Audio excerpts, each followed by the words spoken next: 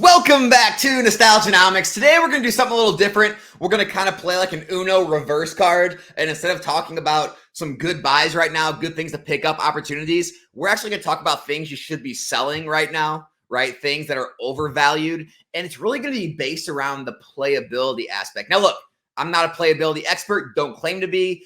All you guys who play the game can trash me in the comments on all the things I get wrong in this video, and that's fine, but I wanted to talk about this because I've had people mention to do a video like this. And also I got this email lately. I'm going to read it. And this is really why I made the video. So here's the email.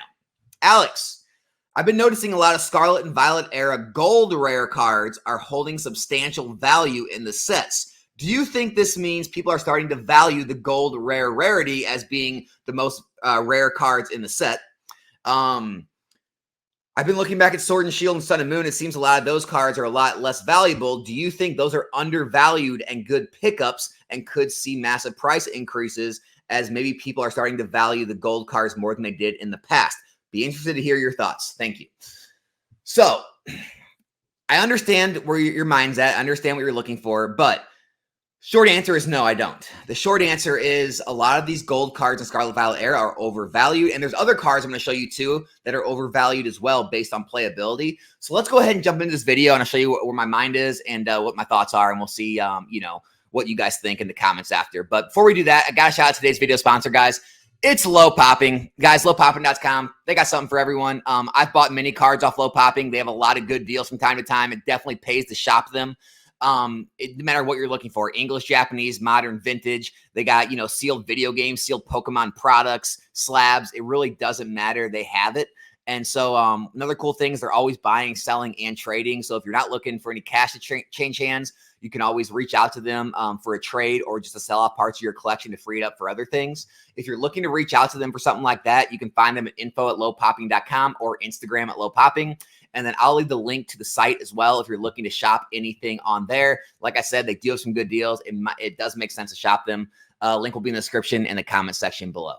All right, first off, we got the nest ball, right? The fancy schmancy gold nest ball, as everyone knows, it's holding about $11, $12 a card. And when you look at the Scarlet Violet base set, you're saying, wow, it's the 5th most expensive card in the set. By the way, look at Gardevoir, past Miriam. Pretty big news right there, I think.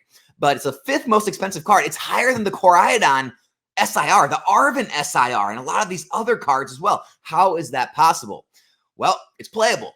And the way the players are, they don't want to get the little, sub $1 nest ball that you can get uncommon, right? They want to soup up their decks with the gold fancy schmancy version. So when they go to their card shops and they go to their, leagues and they go to their tournaments to play, everyone can go, ooh, ah, at their cards.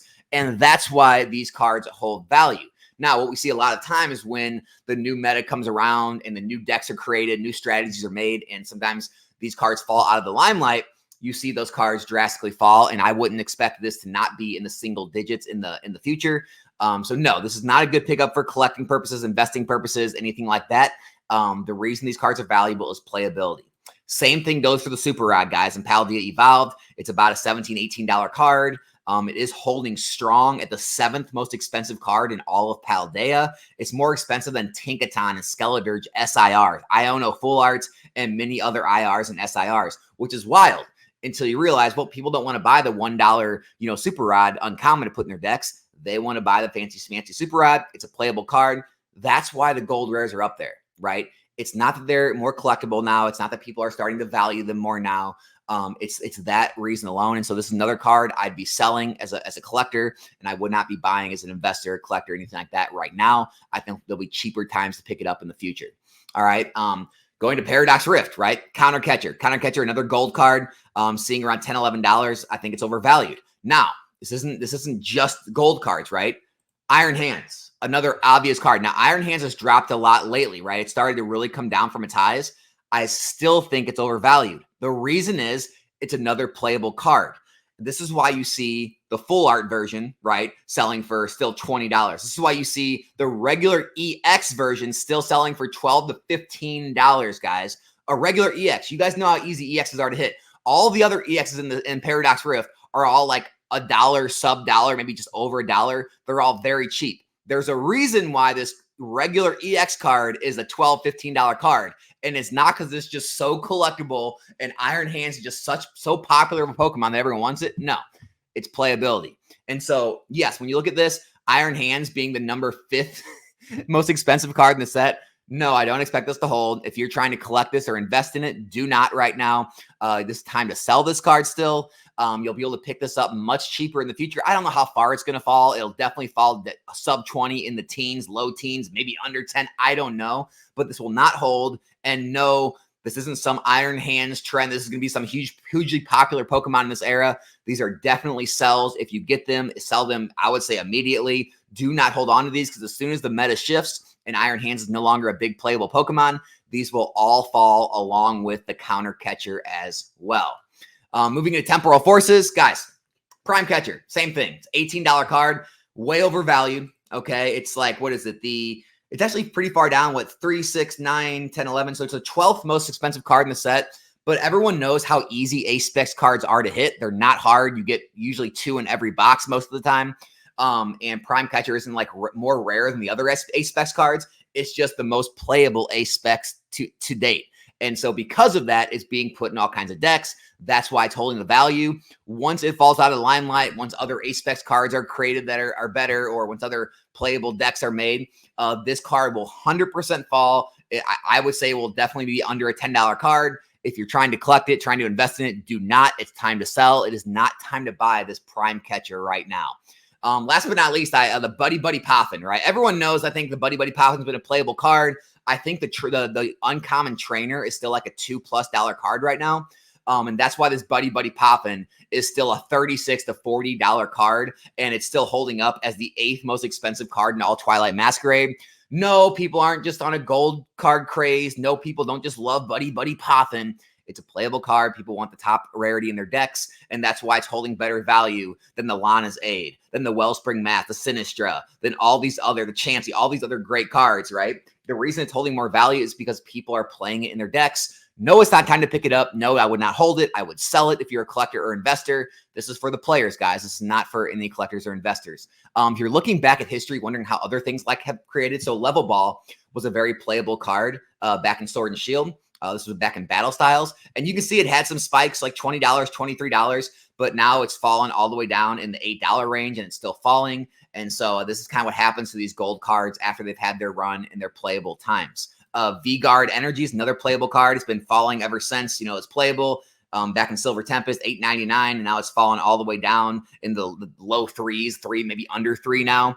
And so this gives you an idea. And there's a lot of other playable cards you can pull up to look at how they've done as well. And so my advice to you guys is when you're looking around at these things, it's the right question. Like, I don't fault this person for emailing me this. This is the kind of research and due diligence you want to do. This is how you find plays. You start to look at things that they're performing, differently in different eras, or this is how you find things that are undervalued. In this case, though, it's a wrong theory.